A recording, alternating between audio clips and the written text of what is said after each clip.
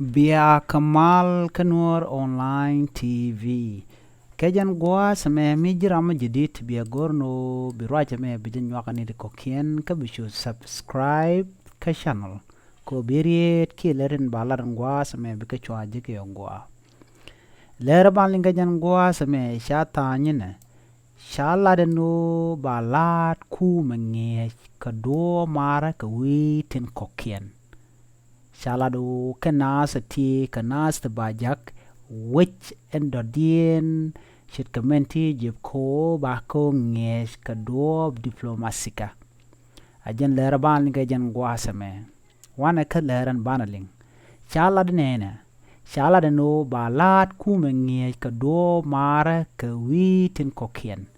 kanas tin belat kuma ngesh ke diplomasi ke ko mara ka wirin kokien which en shwal ke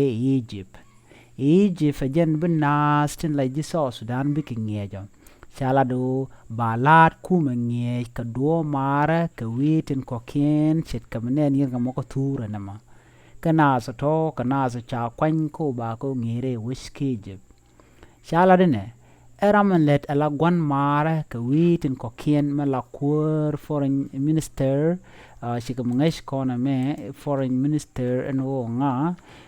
chala do shemu gwani janche lalet ko shan mara mo chaga jaga jatitin ka ko ba na to ba ko nge kijip and foreign minister ken international cooperation kiram dana ta kamar ka wir ko kien cha do mo sit na mo cha jalat cha jari alka chala do en kume cha na ti chop ka janwan chaga jak ki ba ko nge jin wini ba ko ngere whisky jib ko ba maran gor ke wiren ko kien ba amagwa ando mo chala let ko ba mar wini ko kien ba jangach ekene dialan kontre we ka Sudan chala do kana se janwan tin ko na chajak chala ne wal ke te ba ngie ke protocol ke do be de ran de rajal ka je kor kwar wa ba ne wel to ba ka nge munyuzo kalat kume tin kokien tin chop ko jendok ba ka nge kamar ka wi tin kokien